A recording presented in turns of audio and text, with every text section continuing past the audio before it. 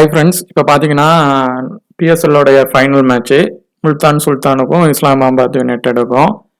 இப்போ பார்த்தீங்கன்னா ரெண்டு டீமுமே பார்த்தீங்கன்னா மேக்ஸிமம் வந்து இந்த இதில் வந்து கொஞ்சம் சேம் பவரில் தான் இருக்குது. ஆனால் இப்போ ரீசெண்டாக நடந்த மேட்சஸில் வந்து பார்த்தீங்கன்னா முல்தான் சுல்தான்ஸ் தான் நிறைய டைம் வின் பண்ணியிருக்கிறாங்க. ஃபைனல்னால கொஞ்சம் ப்ரெஷரோட விளையாடுவாங்க. அதை பற்றியான விஷயங்களை பார்க்கலாம். இப்போ இந்த இதில் பார்த்தீங்கன்னா வென்யூவில் 66 மேட்ச் ப்ளே பண்ணதில் ஃபஸ்ட்டு வின் பண்ணவங்க 25ம், செகண்ட் வின் பண்ணவங்க 41 வின் பண்ணியிருக்கிறாங்க. ஆவரேஜ் ஸ்கோர் 180 வரை ஸ்கோர் பண்ணியிருக்கிறாங்க. பிலோ ஸ்கோர் 150 13 டைம்ஸும், 150 to 169 16 டைம்ஸும், 170 to 189 18 டைம்ஸும், அதே மாதிரி எபோவ் ஸ்கோர் 190 பார்த்தீங்கன்னா 19 டைம்ஸ் பண்ணியிருக்கிறாங்க. ஹை ஸ்கோர் 23 வந்து 238 பண்ணியிருக்கிறாங்க. லோ ஸ்கோர் 101 பண்ணியிருக்காங்க. ஸோ இந்த பிச்சு வந்து மேக்ஸிமம் பேட்டிங்கும் சப்போர்ட் பண்ணோம். இப்போ சப்போஸ் முல்தான் சுல்தான் வந்து ஃபர்ஸ்ட் பேட்டிங் பிடிக்கிறாங்க அப்படிங்கிற பட்சத்தில் ஒரு நல்ல ஒரு ஹை ஸ்கோர் பண்ணுறதுக்கான ஒரு சில வாய்ப்பு இருக்குது. ஆனால் இது ஃபைனல் மேட்சுங்கிறதுனால ரெண்டு டீமும் ப்ரெஷரோட தான் விளையாடுவாங்க. ஸோ மேக்ஸிமம் ஒரு 150 to 160 ஸ்கோர் வந்து வர்றதுக்கான வாய்ப்புகள் இருக்குது. இப்போ ரீசெண்டாக நடந்த இந்த இதில் பிளே ஆஃப் இதில் பார்த்தீங்கன்னா நம்ம பிஷாவர் வந்து 146 ரன்ஸ் அடிச்சிருந்தாங்க. அதை முல்தான் சுல்தான் வந்து ஈஸியாகவே சேஸ் பண்ணி வின் பண்ணியிருந்தாங்க. அதில் வந்து 6 விக்கெட் ஃபாஸ்ட் பவுலர்ஸுக்கும் 3 விக்கெட்ஸ் ஸ்பின்னர்ஸுக்கும் கிடச்சிருந்தது. லாஸ்ட்டாக நடந்ததில் பார்த்தீங்கன்னா பிஷாவர் வந்து நல்லா ஸ்கோர் பண்ணியிருந்தாங்க. ஆனாலும் அது பேட்டிங் பிச் மாதிரி தான் இருந்தது. இஸ்லாமாபாத் யுனைடெட் வந்து 189 ரன்ஸ் வரைக்கும் அடிச்சுட்டு வின் பண்ணிட்டாங்க. ஆனால் இந்த மேட்ச் கண்டிப்பாக மேக்ஸிமம் வந்து பார்த்தீங்கன்னா பேட்டிங் பவுலிங் ரெண்டுக்குமே சப்போர்ட் ஆகிற மாதிரி தான் இருக்கும்னு சொல்லியான விஷயம் வந்திருக்கு. பிச் ரிப்போர்ட் அந்த மாதிரி தான் இருக்கும். ஸ்பின்னர்ஸுக்கும் சப்போர்ட் ஆகிற மாதிரியான தான் இருக்கும் அப்படின்னு சொல்லியிருக்கிறாங்க. இப்போ பார்த்தீங்கன்னா லாஸ்ட் 3 மேட்சஸில் வந்து ஃபாஸ்ட் பவுலர்ஸ் வந்து 20 விக்கெட்ஸ் எடுத்துருக்காங்க. ஃபர்ஸ்ட் இன்னிங்ஸில் 12ம், செகண்ட் இன்னிங்ஸில் 8 விக்கெட் எடுத்துருக்காங்க. ஸ்பின்னர் பார்த்தீங்கன்னா ஃபர்ஸ்ட் இன்னிங்ஸில் 7ம், செகண்ட் இன்னிங்ஸில் 8 விக்கெட்ஸும் எடுத்துருக்காங்க. ஸோ நல்ல ஒரு ஸ்பின்னர் வந்து இது வந்து டீமுக்கு நல்ல சப்போர்ட் ஆகும் அப்படின்னு சொல்லியும் எதிர்பார்க்கவும் படுது. டீமுடைய டுகெட் ஸ்டாட்ஸ் பார்க்கலாம். இஸ்லாமாபாத் யுனைடெட் வந்து பார்த்தீங்கன்னா 2 பேரும் 14 மேட்சஸ் ப்ளே பண்ணியிருக்கிறாங்க. அதில் 6 மேட்சஸ் வந்து இஸ்லாமாபாத் வின் பண்ணியிருக்கிறாங்க. 8 மேட்சஸ் லாஸ் ஆகிருக்கிறாங்க. அதே மாதிரி பார்த்தீங்கன்னா நம்ம முல்தான் சுல்தான் வந்து 8 மேட்சஸ் வின் பண்ணி 6 மேட்சஸ் லாஸ் பண்ணியிருக்கிறாங்க. ஒரு 2 மேட்ச் வந்து அதிகமாக வின் பண்ணியிருக்கிறாங்க. அது லாஸ்ட்டாக வந்து பார்த்தீங்கன்னா வென்யூ ஸ்டாட்ஸில் வந்து இந்த வென்யூவில் 2 பேரும் ஒரு மேட்ச் ப்ளே பண்ணி ஒரு மேட்ச் வின் பண்ணியிருக்கிறாங்க. லாஸ்ட்டாக நடந்த 5 மேட்சஸில் பார்த்தீங்கன்னா இவங்களுக்கு நடந்த ஹெட் மேட்சஸில் 4 மேட்ச் முல்தான் சுல்தான் தான் வின் பண்ணியிருக்கிறாங்க. ஒரு மேட்ச் தான் பார்த்தீங்கன்னா இவங்க வின் பண்ணியிருக்கிறாங்க, இஸ்லாமாபாத் வின் பண்ணியிருக்கிறாங்க. இஸ்லாமாபாத் யுனைடெடைய பாசிபிள் ஒன்று பார்க்கலாம். ஹேல்ஸ், குப்டில், சல்மான், எஸ்கான், அசாம் கான், ஐச்சலி, ஐவசிம், அஷ்ரஃப், எஸ்ஷா, ஐஷா, ஒமகாய். இதில் ஏதாவது மேபி ஒரு சேஞ்ச் வேணால் அவங்க பண்ணுவாங்க. ஐச்சலிக்கு பதிலாக இல்லை ஏதாவது ஒரு இது பண்ணுவாங்க இல்லையா, பெருசாக சேஞ்சஸ் எதுவும் பண்ண மாட்டாங்க ஃபைனல்னால. இஸ்லாமாபாத் யுனைடெட் பிளேயர் ஸ்டாட்ஸ் பார்க்கலாம். அலைஸ் ஹேல்ஸ் பார்த்தீங்கன்னா ரீசெண்ட் ஃபார்ம் 123 0 18 0 0ன்னு தான் இருக்குது. ரீசெண்ட் ஃபார்ம் ரொம்ப கம்மியாக தான் இருக்குது. இவர் ஆனால் லோ பர்சன்ட்டில் தான் இருக்கிறாரு. இந்த மேட்ச்னாலும் இவர் அடிக்கிறதுக்கான வாய்ப்புகள் பார்த்தீங்கன்னா இருக்கும். ஹெட்டில் வந்து 123 ரன்ஸ் அடிச்சிருக்கிறாரு. வென்யூவில் வந்து ஒரு 447 ரன்ஸ்க்கு அடிச்சிருக்கிறாங்க. குப்டில் வந்து இந்த வென்யூவில் நல்லாவே தான் ப்ளே பண்ணுறாங்க. 34 56 102. அதே மாதிரி பார்த்தீங்கன்னா வென்யூவில் வந்து 234 ரன்ஸ் அடிச்சிருக்கிறாங்க. அதே மாதிரி பார்த்தீங்கன்னா சல்மான், ஏகான், இந்த 2 பேரில் பார்த்தீங்கன்னா ஏகானுடைய பெர்ஃபார்மன்ஸ் நல்லாவே தான் இருக்கும். சல்மான் வந்து அதிகமாக இப்போ பவுலிங் வந்து கொஞ்சம் கம்மியாக பண்ணுறாங்க. பேட்டிங் நல்லா தான் இது பண்ணுறாங்க. பேட்டிங் இப்போ பார்த்தீங்கன்னா 31 33 37 25 அந்த அளவுக்கு அடிச்சிருக்கிறாங்க. எஸ்கான் வந்து பவுலிங் அண்ட் பேட்டிங் பண்ணுவாங்க. அவங்களுடைய ஹெட் வந்து 269 ரன்ஸ் அடிச்சிருக்கிறாங்க.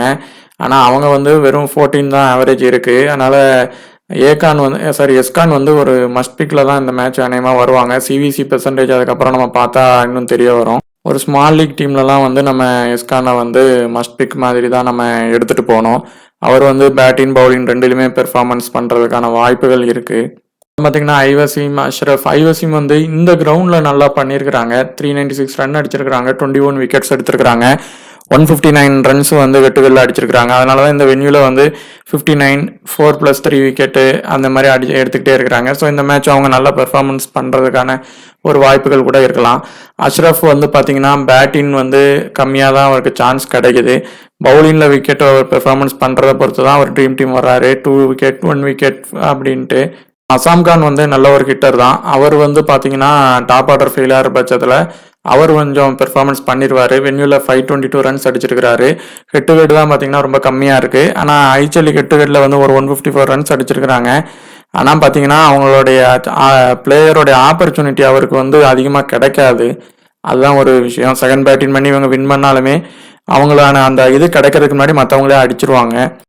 இப்போ பார்த்தீங்கன்னா என்ஷா, ஐஷா, உமக்காய் இந்த 3 பேரில் வந்து என்ஷா வந்து கன்சிஸ்டன்சியாக நல்லா போடுறாங்க.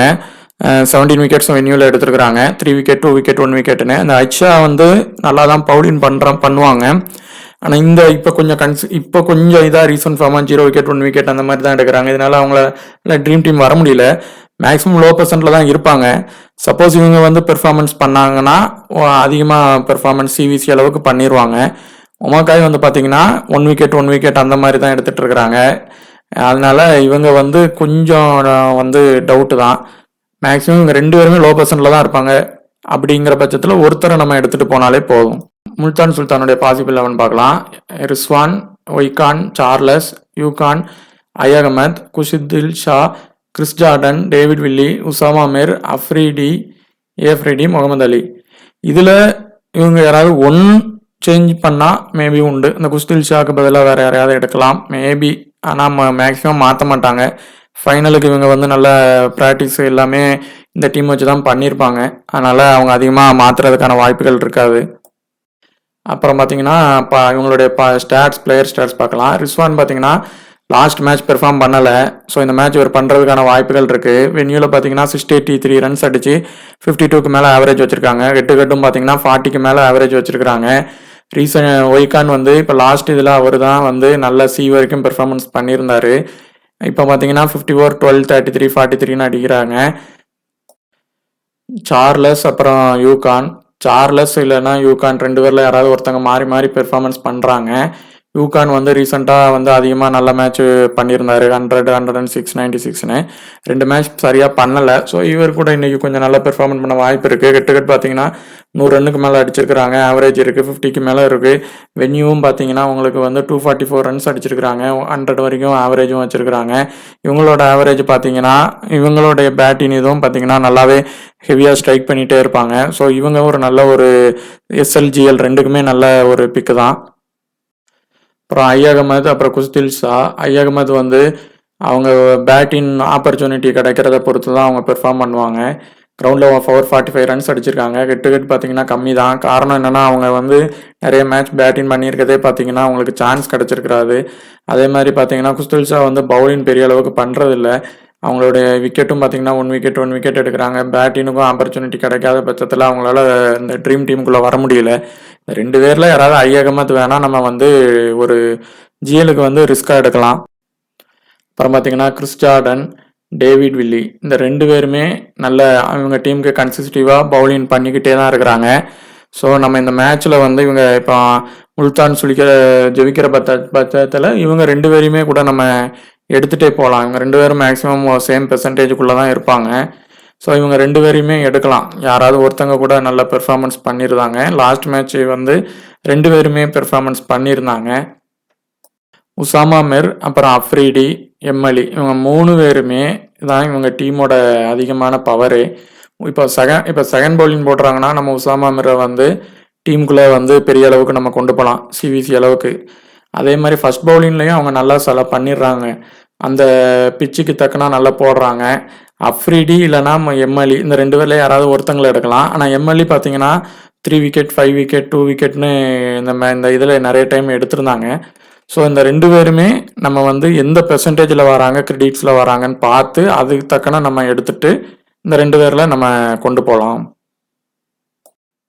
இப்போ மேலே அடுத்த வீடியோவில் பிளேயரோடைய த்ரெட்னஸ் எப்படி, வீக்னஸ் என்ன, அவங்க இந்த இதில் எப்படி வருவாங்கங்கிறத டீம் மேக்கிங் வீடியோவில் பார்க்கலாம். தேங்க்யூ.